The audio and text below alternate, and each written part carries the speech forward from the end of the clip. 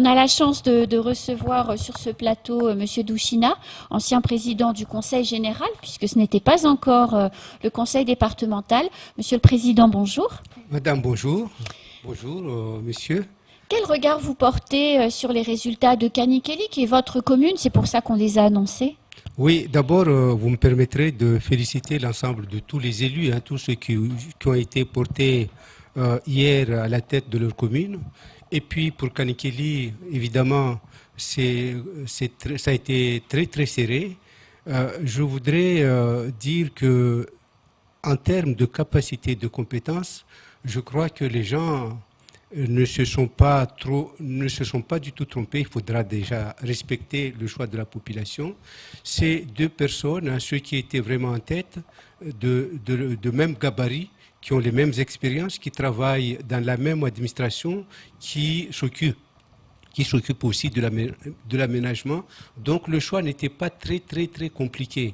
Quand vous avez des personnes qui ont les mêmes compétences, qui sont dans la même administration, c'est un choix qui est tout à fait raisonnable. Et ce que je voudrais dire, c'est que, vous savez, un peu comme partout dans les communes de Mayotte, il y a le problème de compétences, mais il y a aussi le problème de répartition par rapport au village. Kanikeli a déjà eu des maires, Mronabeja en a déjà eu, Chungi en a déjà eu. Il y a 3 villages qui n'ont jamais eu de maire issu de son village. Notamment, il y a Kanibé, il y a Pasikeli, il y a Mbouini. Et cela a joué beaucoup dans le choix de la population. Quand j'observe les résultats de Kanibé, c'était vraiment le paquet qui a été mis pour le natif du village. Donc, vous voyez que avec 11 voix d'écart, ce n'était pas tellement très significatif. Sinon, il y a cette volonté d'un village d'avoir enfin un maire. Voilà ce qui a beaucoup plus, porté Rachadi que Soufiane Aïba. Alors, dans les résultats un peu généraux sur Mayotte, la division a fait perdre tous les clans qui ne s'étaient pas unis, à l'exception de Chiconi, où le maire sortant a quand même gagné en dépit de la dissidence LR. Vous pensez que les électeurs en ont marre des divisions ?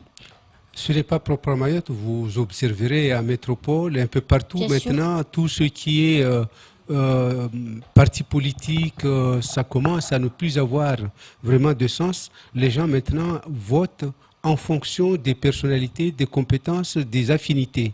Donc à Mayotte aussi, on n'échappe pas à la règle.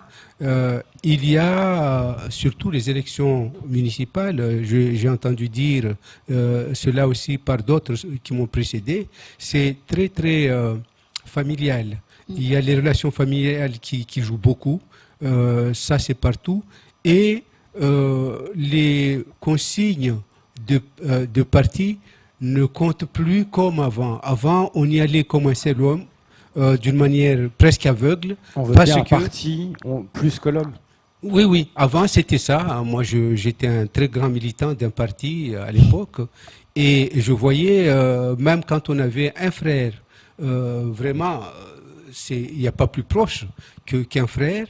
Vous n'avez jamais eu de difficultés de relation, mais votre parti donnait un consigne de vote, vous y allez les yeux fermés. Maintenant, ce n'est plus ça. Comme encore témoigne l'exemple que je vous ai donné à Kanibé et dans Kanikeli, non, c'est bien, le parti donne ses consignes, mais moi, c'est mon cousin, c'est mon frère, c'est mon village. Donc, les consignes n'ont plus vraiment beaucoup de poids, à mon avis, et vous l'observerez dans toutes les communes de Mayotte maintenant. Alors, pour la première fois, un certain nombre de maires sortants a été reconduit. Est-ce à dire que la politique à Mayotte est en train de changer ?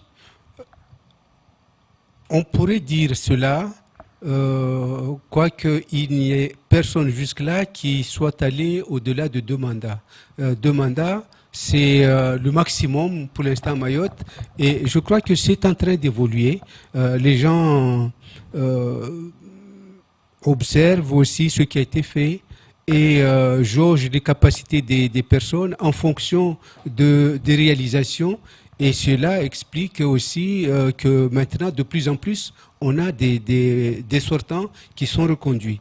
Et moi, je pense que c'est une bonne chose. On pourrait penser que c'est par rapport à moi, pour faire campagne pour moi-même. Non, c'est pas du tout ça. Mais c'est sûr que l'expérience, c'est quelque chose de très, très important. Et quelqu'un qui a été maire pendant un mandat, qui a passé une partie de son mandat à apprendre, à intégrer tout ce qui doit se faire, à apprendre comment est-ce qu'on fait des recherches de fonds pour financer les projets. Le deuxième mandat, ça lui sert vraiment de commencer réellement à travailler d'une manière avec beaucoup de lisibilité pour l'avenir. Alors que quand vous arrivez, vous n'avez pas de lisibilité, vous tâtonnez, vous cherchez dans tous les sens. Et moi, je pense que quelqu'un qui pourrait avoir 3 mandats, ce serait vraiment encore mieux. Bon, 4 mandats, peut-être, ça fait beaucoup. Mais 3 mandats ne serait pas, à mon avis, quelque chose d'inutile. Tous les candidats La République En Marche ont été battus à Mayotte hier, alors un peu comme en métropole, hein, ça a été une soirée très compliquée pour le parti présidentiel. Quelle analyse vous faites sur la défaite de Rouki Alhaji? Vous parlez de 3 mandats, sur la défaite d'Harouna Kolo, de Zainab Aridoua écoutez, et de Mohamed Majani. Oui, non, mais première chose, c'est que La République En Marche n'est pas tout à fait bien ancré, même en métropole. C'est quelque chose qui a été spontanément mis en place. Et même la personne, je pense qu'on a encore beaucoup de mal à comprendre ce que veut faire le président de la République et qui a été aussi, qui a eu un mandat qui a été très marqué par beaucoup de soulèvements, de contestations.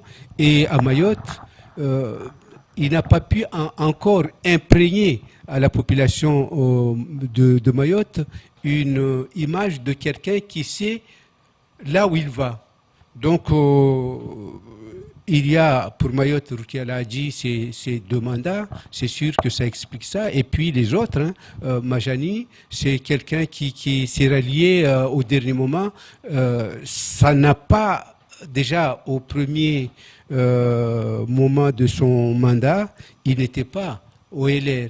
Donc, c'était difficile pour eux, mais je crois que c'est beaucoup plus aussi par rapport à l'image que le président donne au niveau national, qui n'a pas encore beaucoup d'assises. Et puis ces derniers temps, avec toutes ces dissidences, ces départs du mouvement En Marche, on sait tous qu'il y a beaucoup de députés qui sont partis former un autre groupe à l'Assemblée nationale. Ceux qui sont restés dans le groupe En Marche se sont aussi un peu divisés, avec certains qui demandent de l'autonomie au sein du parti. Je crois que ce n'est pas des images qui aident beaucoup à renforcer l'électorat de Macron.